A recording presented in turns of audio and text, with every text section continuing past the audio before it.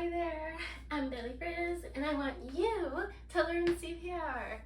Everyone should know CPR. You could save someone's life, and truthfully, it is very simple. So, step 1, check your surroundings. Make sure it's safe to approach. If you get hurt, you can't help. It's safe to approach. I'm going to check on baby. But step 2, make direct eye contact with someone. Tell them to call 911. Bystander effect is real. Everyone thinks someone else is going to do the right thing, take instruction, and then nobody does. So make sure you grab someone. Amelia! Amelia!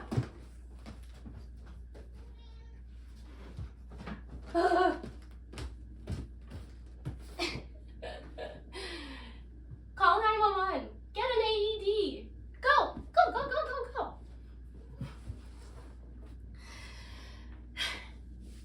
If you have to call 911 yourself, you're alone, then do so. But then the very next thing, step 3, check your patient. Shout, tap, shout. Baby, baby, are you okay? Baby, can you hear me? Baby is unresponsive. So we are going to immediately start CPR. It is a combination of 30 seconds of chest compressions, 2 breaths. So for baby, you are going to take 2 fingers, place in the middle of the chest, like right at the breast line, or 2 thumbs, wrap your hands around their body. For an adult or child, you're going to take your hands, wrap one hand, interlace your fingers, lift your fingers off their body. Again, center of the chest, right at the breast line, and keep your arms straight, elbows locked, knees, you want to have a nice direct position above the patient. We are using baby, so I'm going to take 2 fingers and press about 100 to 120 beats per minute, right? So that's roughly 1 compression per 30 seconds. I'm sorry, 1 compression per half second. So about 60 compressions per 30 seconds. 1, 2, 3, 4, 5, 6, 7, 8, 9, 10, 11, 12, 13, 14, 15, 16, 17, 18, 19, 20, 21, 22, 23, 24, 25, 26, 27, 28, 29, 30. And then you'll do 2 breaths. For a baby, you will tilt their head just ever so slightly to open up their airway. For a child, you will tilt their head to slightly past neutral, is the term that they use in your CPR class. And for an adult, you tilt their head past neutral. This is to open up their airway. We're working with baby, so we're tilting just ever so slightly to open up that airway. And if you happen to have a face shield, this is used just to protect yourself. If you're working with a stranger or someone, you don't know what kind of diseases they may have, whatever. This is a one-way valve, so you can blow air into it, but nothing can get through. If you do use one of these, you need to make sure you have a complete seal around it, so when you're giving breath, you're not releasing air. But more likely than not, you're not going to have one of these. And when it's a matter of saving someone's life, you're not going to worry about finding one, acquiring one, whatever, okay? I'm here to save baby's life, and this is my baby, so I'm not worried about protecting myself.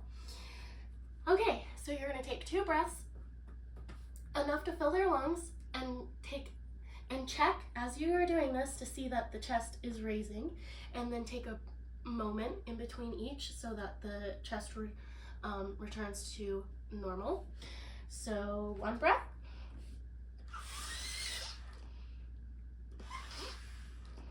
was 2. And then you're gonna continue with your chest compressions. 1, 2, 3, 4, 5, 6, 7, 8, 9, 10. Keep in mind that you are essentially keeping the heart pumping. So it's really, really important that you minimize interruptions through this process. If you are getting tired and there's someone else around who knows CPR, the more the merrier. Take turns, chest compressions, breaths, let somebody else take over if you start feeling yourself weakening. If your chest compressions are not quality compressions, you're essentially not doing anything and you're just depleting your energy, which is puts you at a greater risk for anything. You need to be able to be awake to at least communicate with 911, with somebody on the way to help, protect them from a wild animal. Maybe you're in the middle of nowhere, who knows. Compression depth. So for babies, you are compressing just about 1.5 inches.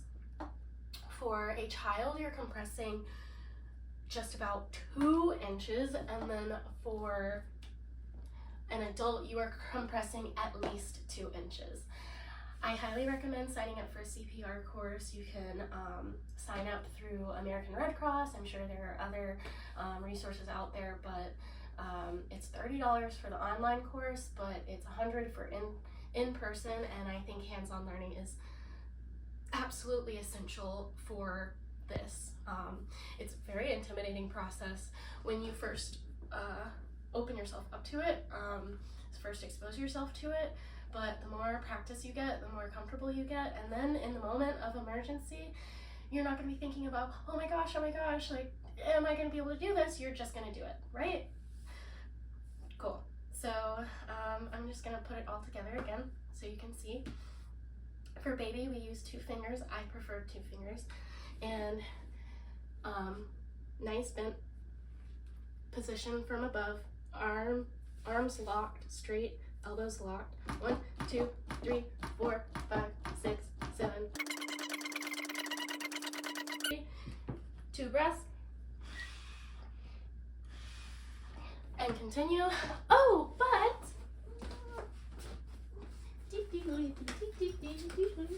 oh, thank you so much. Amelia has arrived with the AED. These are made for dummies. This is a training AED, so it's maybe more obnoxious than a regular one, but now, if you don't have one of these, if you don't have access to one, don't worry about finding one. Don't delay the process of keeping this person's heart beating just so you can get an AED. This is great if you have one though. Yeah, so you're gonna take these. It gives you pictures to show exactly where to place them. For a baby, child under like pre-puberty, middle of the chest and the middle of the back. Now, support baby's neck properly, right? And now you can see, we got it on the middle of the back, middle of the chest. For an adult, you're gonna place these one top right of the chest, one side left of the chest. And again, the pictures are on here. These AEDs are built for people who are not professionals, right? So you're going to turn this on. Adult patient. If the patient is a child, press the child right. Patient. Do not touch the patient. Analyzing heart rhythm. Clear. Make sure nobody's touching. Do not touch the patient. Analyzing clear. Heart rhythm. Clear. You just say Shock clear to make advised. sure that nobody's Do not touching. touch the patient. It says Everyone shock advised. Clear. So you're gonna touch this Press shock the button. shock button. It is flashing. Press. Shock delivered. Woohoo! Begin CPR. And now you're gonna continue with your compressions and breaths. until help arrives. Scan. Thank you for taking an interest in learning CPR. I hope you can get hands-on learning. And yeah, baby says thank you. Thank you. Hope you guys have a good rest of your day. Oh, and one thing I totally forgot to mention, oh my gosh, and that's why we want to practice this over and over to really get it down, right? When you're giving breaths, you need to plug their nose. If you're not using a face shield, you know, I said you need to make a seal with the shield. Well, if you're not using a face shield, you need to plug the person's nose so that when you give breaths through the mouth, it's not coming back out of their nose. Plug their nose and give your breaths. And if their chest isn't rising, keep in mind, maybe you haven't opened up their airway, right? It really does make a difference. I'm not lifting their head. The baby's airway is closed. No breath is getting through. So both of those things are very important to keep in mind. I will definitely have little notes throughout the video. So yeah, I apologize, but yeah, do your best to be your best. Thanks for being here. Enjoy the rest of your day.